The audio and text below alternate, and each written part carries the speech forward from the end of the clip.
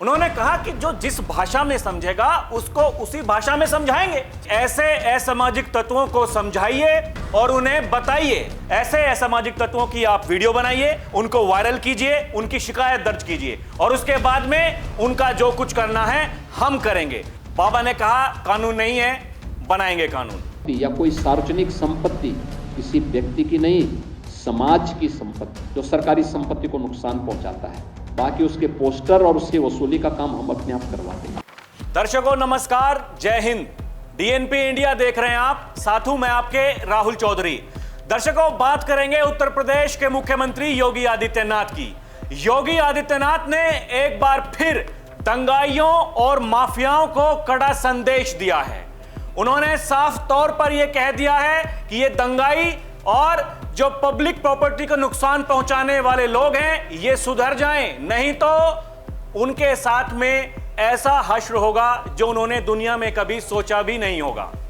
बाबा का ऐसा कहना है कि ये पब्लिक प्रॉपर्टी जो होती है वो राष्ट्र की प्रॉपर्टी होती है और उसको नुकसान पहुंचाने वाले जो गुनहगार हैं उन्हें बख्शा नहीं जाएगा।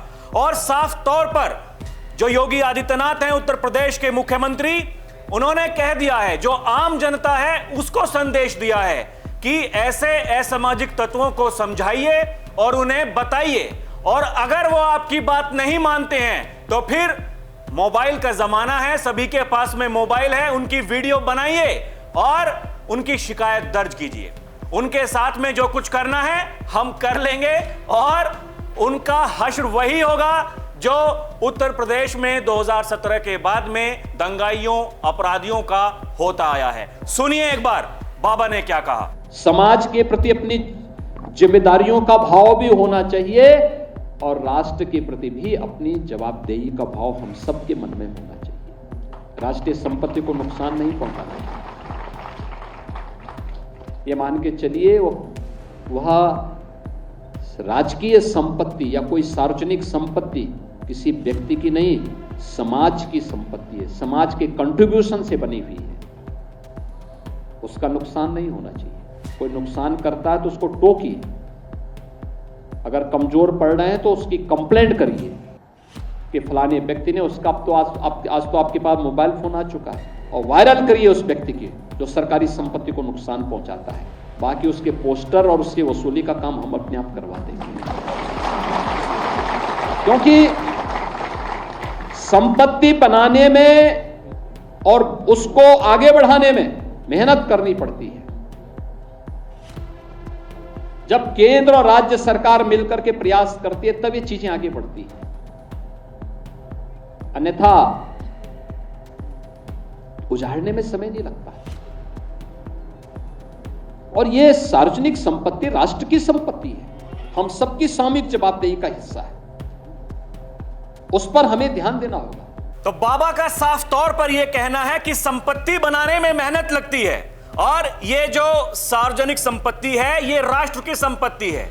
कोई इसको ऐसा ना सोचें कि अगर हम इसको नुकसान पहुंचाएंगे तो क्या ही हो जाएगा। उन्होंने कहा कि राष्ट्र से प्रेम करना ही पड़ेगा और ये चीजें सबको समझनी पड़ेंगी। उन्होंने कहा कि राष्ट्र की संपत्ति को नष्ट करने वालों के खिलाफ ऐसा हम कानून पहले ही बना चुके हैं, उसके बारे में मैं आपको बताऊंगा दर्शकों, लेकिन ये बातें समझनी बहुत जरूरी हैं। उन्होंने कहा कि अगर कोई पब्लिक प्रॉपर्टी को नुकसान पहुंचाता है तो वो कानून का मुजरिम है।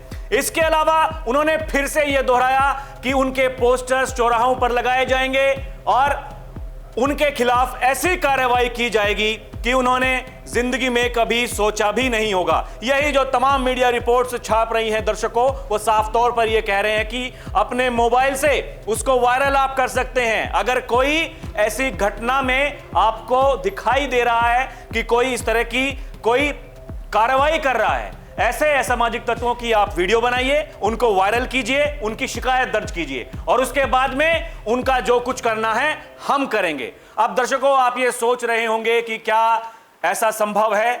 ऐसा बिल्कुल संभव है और यह केवल उत्तर प्रदेश में ही हुआ है। 2017 से पहले क्या कोई कभी सोच सकता था कि इस तरह का कानून कोई बनाया जाएगा? और ऐसा कानून योगी आदित्यनाथ ने बनाया। आपको याद होगा जब CAA और NRC को लेकर के देश में जगह जगह पर धरने प्रदर्शन किए जा रहे थे और फिर वो हिंसा वहां पर होने लगी, दंगाई वहां पर दंगे भड़काने लगे। योगी आदित्यनाथ ने क्या किया, जो दंगाई थे उनके पोस्टर्स चौराहों पर चस्पा कर दिए और कहा कि ऐसा कानून बनाएंगे कि इन्हीं से उसकी भरपाई होगी।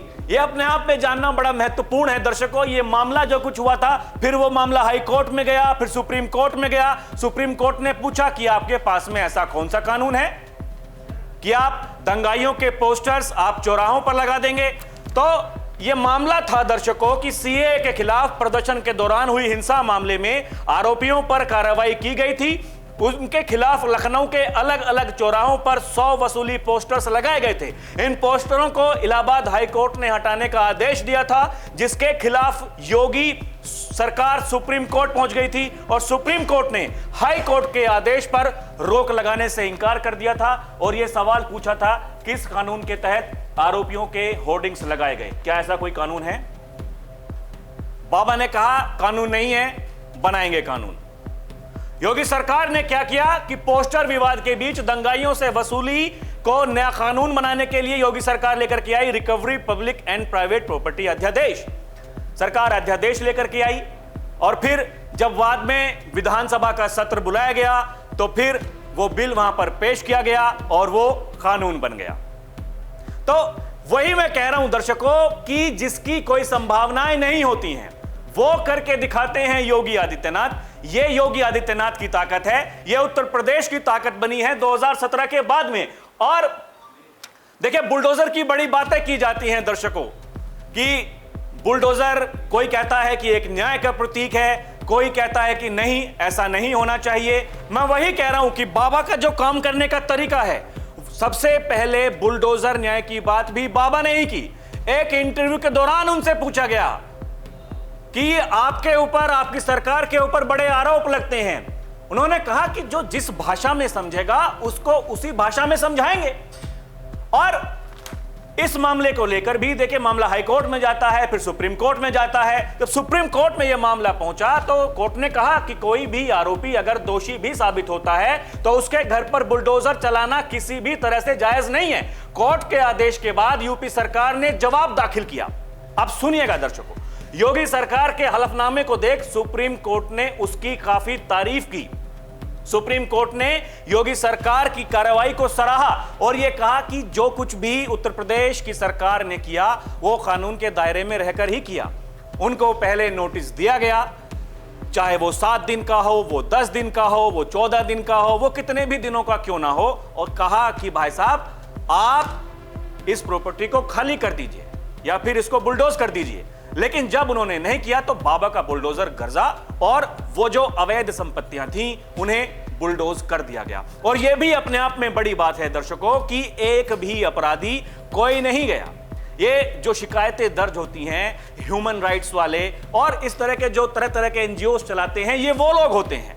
लेकिन जैसा कि मैंने आपको बताया, और ये बाकायदा, ये मैं अपने मन से नहीं कह रहा हूं दर्शकों, तमाम मीडिया रिपोर्ट्स हैं, आप जाकर के देख लीजिएगा और ये बताती हैं, ये सत्यापित करती हैं। और वही योगी आदित्यनाथ आज भी कह रहे हैं। उनका साफ तौर पर यह कहना है कि ऐसे दंगाइयों को, माफियाओं को उत्तर प्रदेश में बर्दाश्त नहीं किया जाएगा। वो बार बार ये कह रहे हैं नेशन फर्स्ट, राष्ट्र प्रथम। और यही ताकत है योगी आदित्यनाथ की, यही उत्तर प्रदेश सरकार की, और इसीलिए योगी आदित्यनाथ की लोकप्रियता बढ़ती जा रही है दर्शकों। आपको क्या लगता है हमें कमेंट करके जरूर बताइएगा। अभी के लिए इतना ही। आप देखते रहें डीएनपी इंडिया, हर खबर भरोसे के साथ। नमस्कार, जय हिंद।